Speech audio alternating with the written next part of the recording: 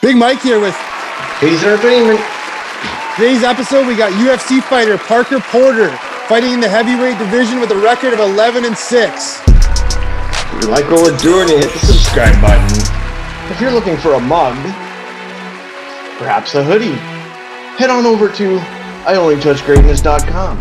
Name's Parker Porter, UFC Heavyweight, here on I Only Touch Greatness podcast. This is the hottest place. Big name interviews in Vancouver with Ryan Hayes and Big Mike.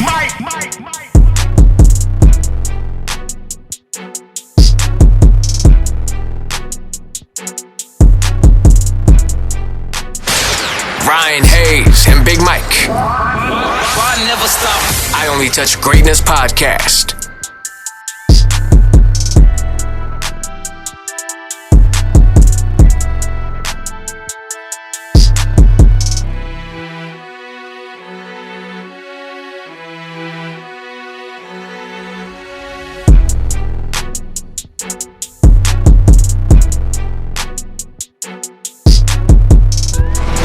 Ryan Hayes and Big Mike are taking over the podcast scene in Vancouver. Get down or lay down. Lay down. Lay down.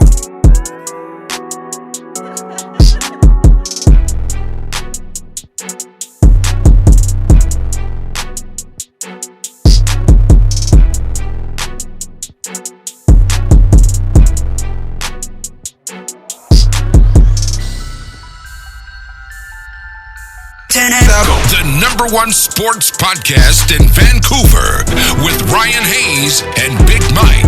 Roll it up and fire it up.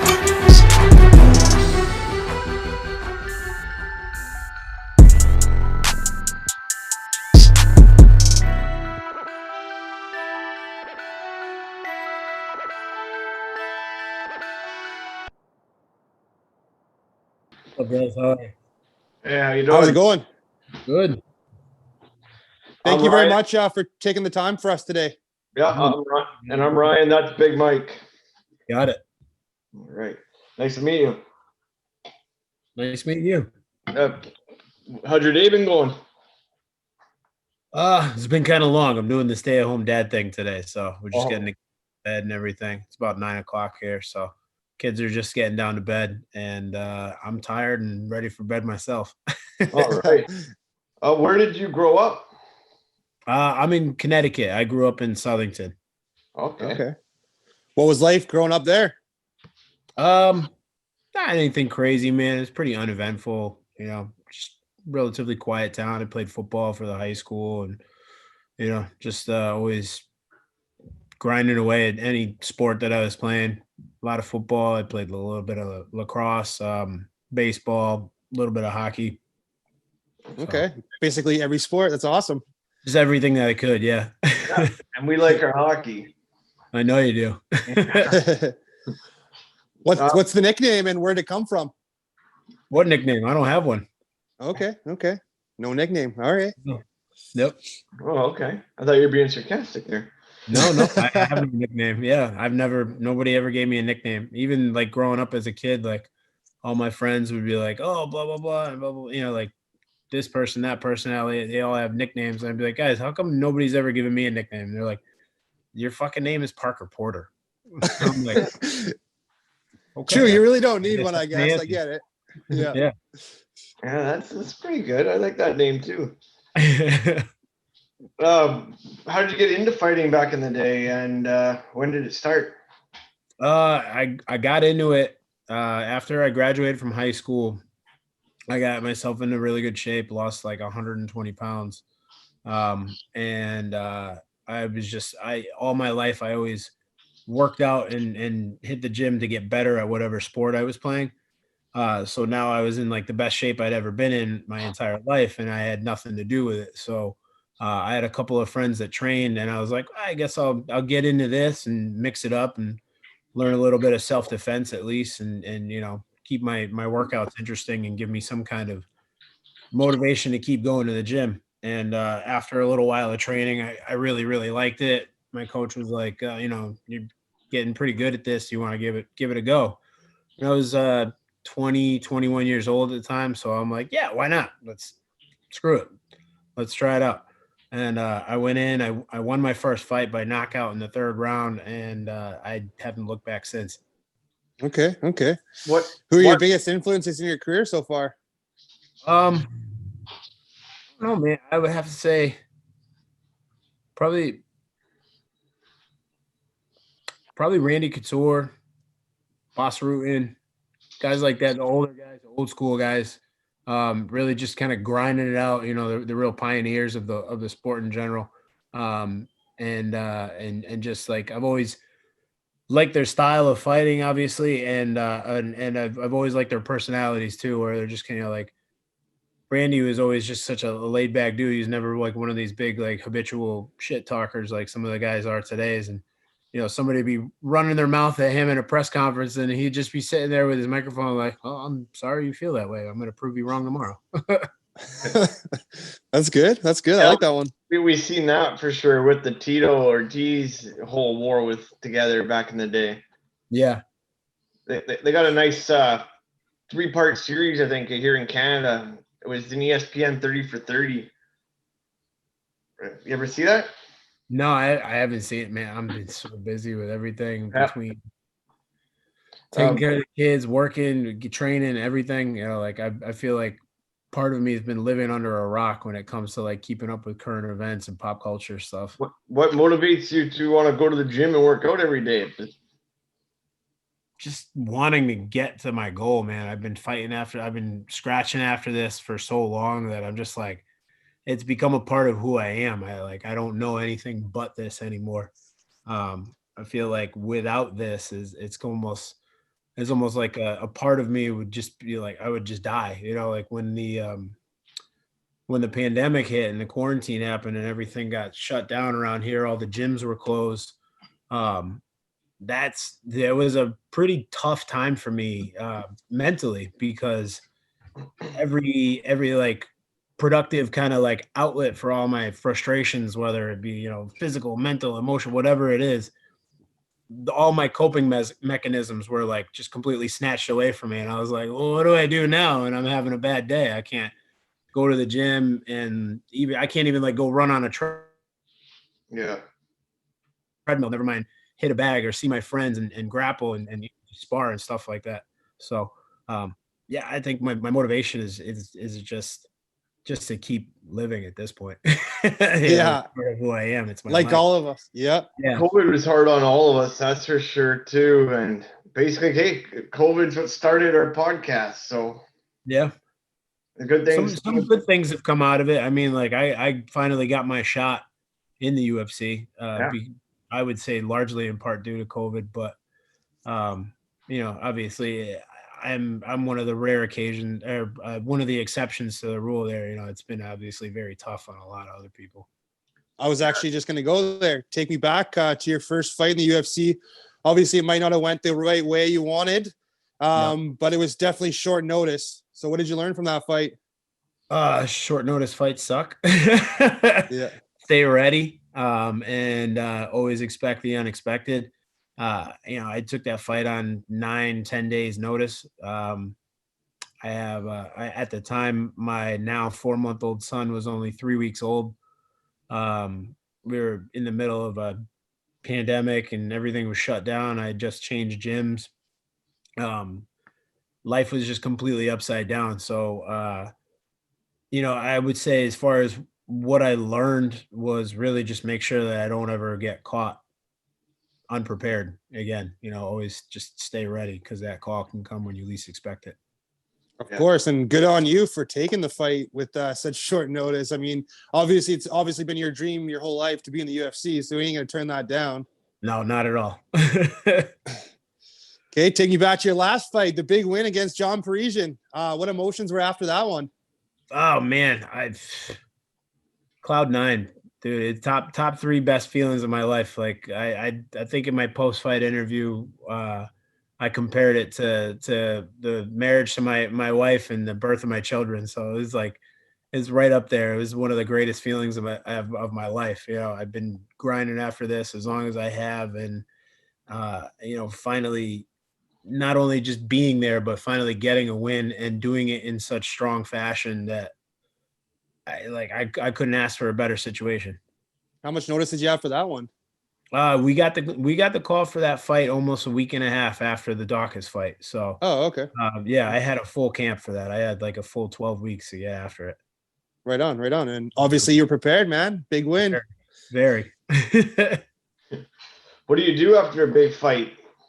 Like, well, the first thing I did was go have a couple of beers with my corner and some Thai food. Okay. perfect. Ate some junky food and drank some cheap beers, and we just relaxed and just talked about how happy we all were to be there and how proud we were of the moment. Nothing better than after a big win in any sport you play, man, is crushing that one cold beer at least after the game. It was sweet as ever. Crush like 10. we had a few, but it was good. Okay. That first one was the best one. Yeah, exactly. Who would you say gave you the extra push to make it pro? Well, I went straight pro right on my first fight. I've been doing this so long that when I first started, Or sorry, I should have said push to the UFC. Oh, the push to who gave me the push to the UFC? Yeah. What do you mean? Like perhaps open the door for you, or somebody open the door for you? I think it was a combination of the promotion that I was fighting for and my manager Tyson over at Top Game Management. The promotion I was fighting for was CES MMA out of Rhode Island, and they had been doing a lot of stuff on Fight Pass and giving guys that platform to get noticed and stuff like that. So being on that platform and then just having the right management team and putting things together the way that they needed to be, I really think created the perfect opportunity for me to get noticed and get that extra push and be given the opportunity. Okay. What's your favorite strike and submission? Favorite strike is definitely my overhand right. Okay. And then I think my favorite submission is the Kimura from guard. Okay. Do you have any pregame rituals or pre-fight rituals? No, I used to, but I kind of stopped doing it. I used to always watch the movie Cinderella Man with Russell Crowe. Before a fight, but then I haven't done that for my last 3 or 4 fights. So no real like superstitious rituals or anything like that. Just the usual, make sure I'm ready and get loose, get warm, and bring it on. And what's the craziest one you've ever heard? The craziest pre-fight ritual? I don't know, man. Everybody's different. Yeah. There's not really been anything super crazy that's stood out to me. I haven't heard any stories of anybody I always sleep naked or something. I don't know. Yeah. I haven't really heard any crazy pre-fight rituals from too many people. We've been trying. If they're that crazy, they probably keep them to themselves. We've been trying to dig those out of people every week. We like to ask that question a lot because I want to hear some of these crazy stories that we don't get to see. Yeah. No, unfortunately, I don't have any of those for you. Who would you say your toughest opponent would be thus far? I mean, definitely John Jones. Yeah, okay. Definitely John Jones. That was my toughest opponent. What's your come up to the ring music? This last one I came out to Stranglehold by Ted Nugent. Okay. Well, I guess if you're gonna want to choke him out, right? Yeah. Almost got it. It was right there. It was tight. It was. If you could dream fight anyone, who would it be? Dream fight. Oh.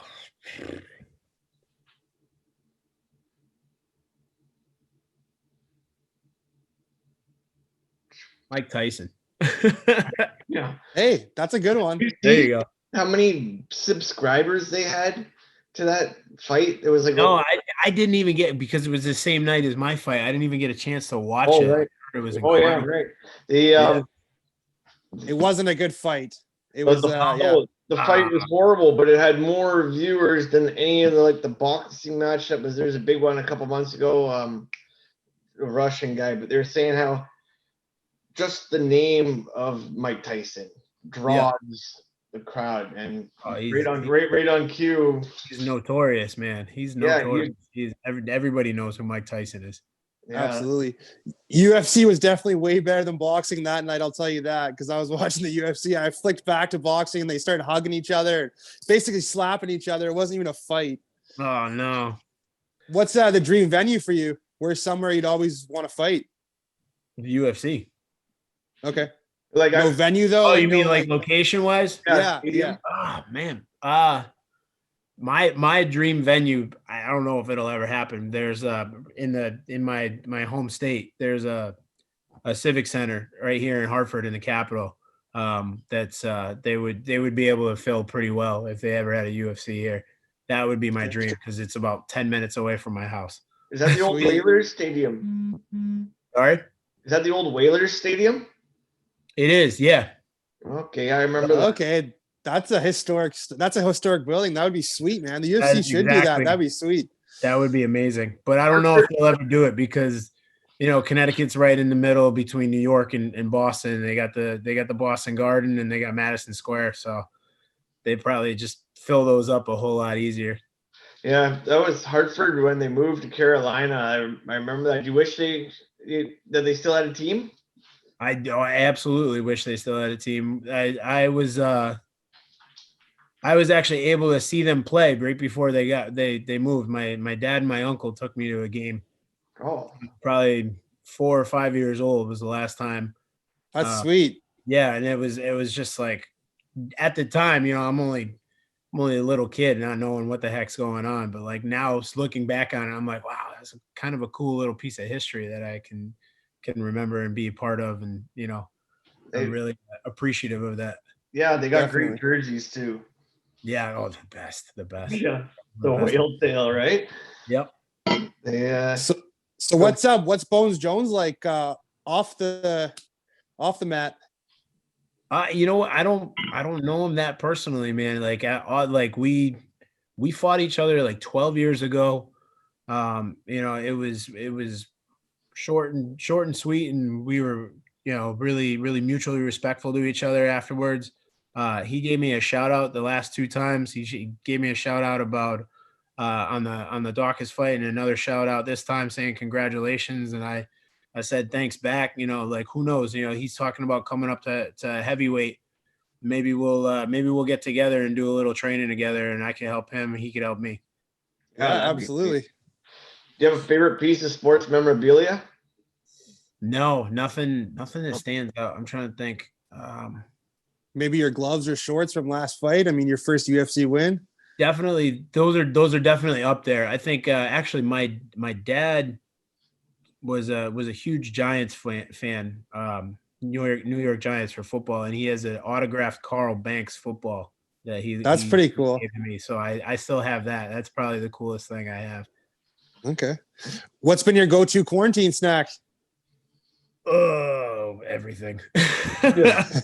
Yeah, dude, that's part of the reason I was 290 when they called me for that first fight. It was it's funny, my wife and my sister-in-law, when they were hanging out, they would call me the trash panda, like a raccoon, because I just like pop my head in the pantry and be like, oh, that looks good, and just start snacking on random shit in the middle of the night.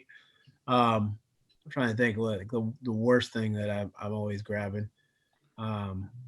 I probably steal my kids' chicken nuggets all the time out of the freezer. Hey, nothing wrong with like that. That's how I live. Yeah. I mean, what's one word that describes you?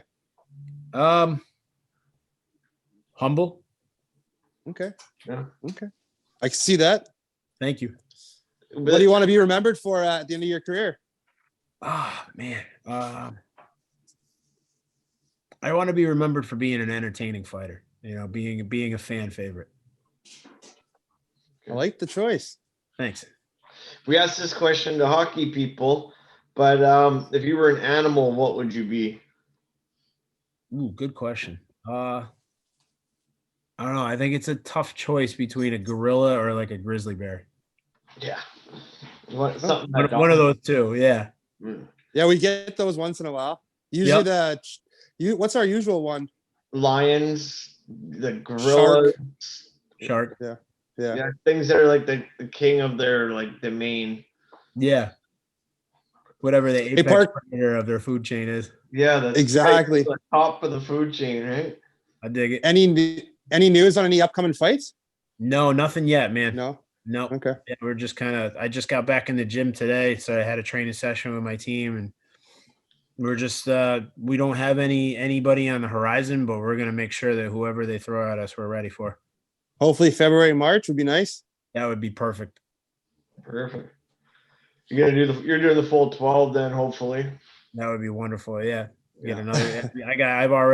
We already sat down the day after the fight, and we were like, all right, we got to work on this. We got to work on that. We started picking apart the fight video. They're like, all right, this has to be a little bit better. We want to be quicker on that, more explosive on this, and so on and so forth. So we're already back to the lab.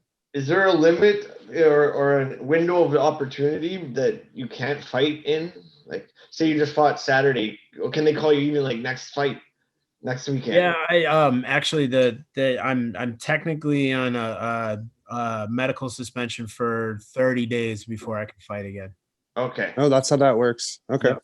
Yeah, they gave me 20 days of no contact and 30 days before I could compete again. Okay. I don't know if you could appeal it, maybe if you got medical work done or prove that you were physically capable and okay and good to go. Yeah, they want to save everybody from that concussions and the CTE.